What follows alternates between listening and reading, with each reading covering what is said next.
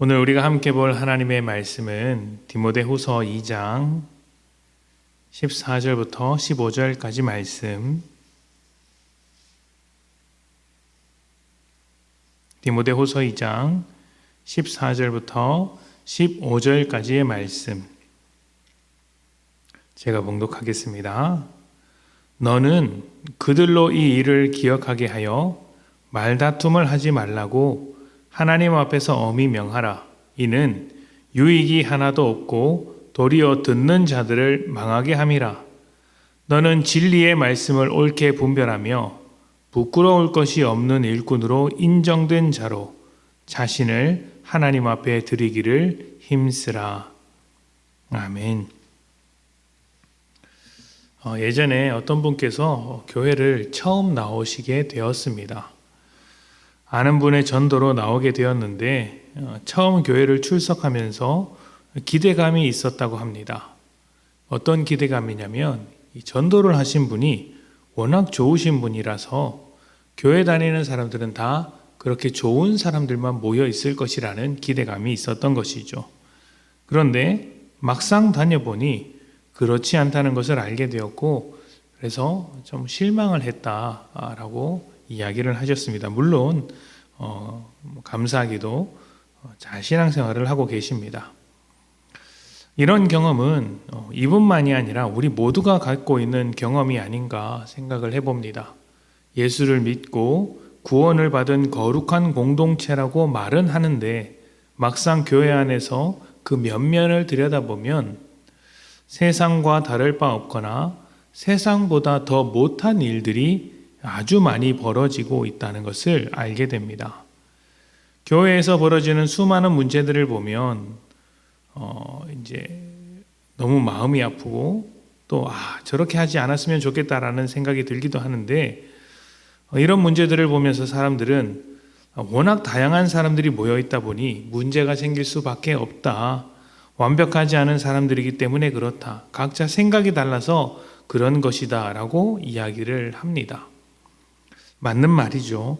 교회는 완벽한 사람들이 아니라 하나님께서 부르신 죄인들이 모인 곳이다 보니 아직 완벽하지 않아서 생기는 문제가 있고, 또 서로 다른 배경에서, 다른 환경에서, 다른 성격을 가지고 다른 입장을 가진 사람들이 모여 있기 때문에 다 같은 생각을 품지 않는다라는 말이 일리가 있을 수 있습니다.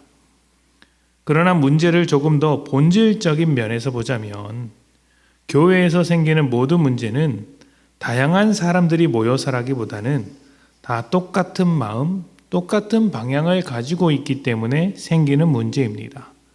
다 같은 방향이고 다 같은 마음이면 문제가 생기지 않아야 하는데 문제가 생긴다고 하니 좀 이상하게 들릴 수도 있겠지만 이것이 사실입니다. 무슨 마음을 가졌을까요? 예수님 없는 마음. 모두 죄의 마음을 가졌고 죄의 방향에서 벗어나지 않았기 때문에 생기는 문제라는 것입니다. 말씀에서 바울은 교회 안에서 말다툼을 하지 말라고 이야기합니다. 교회에서 말다툼이 일어나는 이유가 무엇일까요? 진리를 찾기 위해서, 주의 뜻을 따라 살기 위해서, 주님의 성품을 닮아가기 위해서, 교회가 하나 되기 위해서 말다툼을 하는 것일까요? 명분은 그렇게 알 수 있습니다. 옳은 길을 위해서 하는 것이다. 그러나 그 속을 들여다보면 자기를 증명하고 자기를 높이기 위한 점이 크다는 것을 발견할 때가 많습니다. 내가 옳다는 것을 증명하기 위해서 말다툼을 하는 것이죠. 죄란 무엇입니까? 죄는 자기 중심성입니다. 하나님 중심이 아니라 자기를 중심으로 사는 것이죠. 말다툼을 하는 자들은 자기를 증명하기 위할 뿐 그 다툼이 교회를 얼마나 힘들게 하고 있는지, 성도들에게 얼마나 덕이 되지 못하는지를 생각하지 않았습니다. 특히 이 당시 교회 안에서 일어나는 말다툼은 성경을 가지고 쓸데없이 논쟁을 벌이는 일들이 많았는데 그 논쟁 중에는 이단과 같은 사상들도 있었습니다. 복음에서 벗어난 메시지를 교회 안에서 자꾸 이야기하는 이유는 내가 옳다, 내 말이 답이다 라는 것을 증명하기 위해서였겠죠. 하나님이 세우신 교회, 예수의 몸된 교회에서 나를 드러내려고 하다 보니 자꾸 문제가 생기는 것이죠. 하나님이 중심이 아니라는 것입니다. 교회에서 일어나는 모든 문제도 바로 여기에 엮여 있습니다.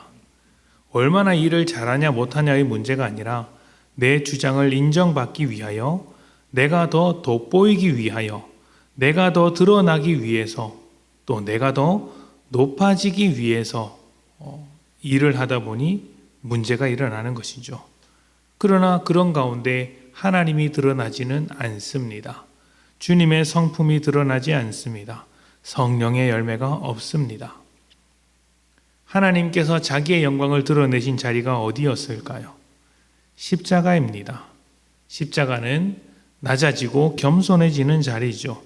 상대방의 부당함에도 불구하고, 내가 드러나지 않음에도 불구하고 상대를 살리기 위해, 또 누군가를 위해, 주님을 드러내기 위해 나의 정당함, 나의 자리, 나의 명분, 나의 위치, 때로는 나의 자존심까지, 나의 컴플렉스나 나의 어떤 속에 있는 트라우마까지 다 내려놓는 것입니다.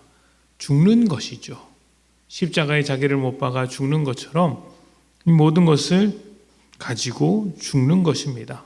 서로 죽으면 여러분 다툴 일이 없습니다. 이것은 아무런 주장도, 아무런 일도, 아무 생각도 하지 말라는 것이 아닙니다. 무슨 말을 하지 말고 그냥 잠잠히 있으라는 말인가? 그런 게 아닙니다. 더 높아지려고, 더 인정받으려고 경쟁하지 말라는 것이죠. 경쟁을 하려면 낮아지기 위해 경쟁을 해야 합니다. 주님께서 그러셨듯이 낮아지고 겸손한 것에 열심을 내야 합니다. 높아지기 위한 경쟁은 싸움이 납니다. 그 높은 자리 하나를 두고 다퉈야 하기 때문이죠. 싸움이 날 수밖에 없습니다. 그러나 낮아지고자 하는 경쟁은 감사와 기쁨이 납니다. 내가 더 섬기겠다라는 것을 가지고 다투는데 감사할 일이고 기쁠 일이지 않겠습니까? 교회는 그래야 합니다. 교회 안에는 분명히 높은 자도 있고 낮은 자도 있습니다. 서로의 다른 형편이 있겠죠. 그러나 높아지려고 하는 것은 교회와 어울리지 않습니다. 높은 자리에 있든지 낮은 자리에 있든지 모두 낮아져야 하는 것이죠. 금그릇도 주님께서 사용하시는 그릇이고 흙으로 만든 그릇도 주님이 사용하시는 그릇입니다. 그릇이면 깨끗해야 하지 않겠습니까?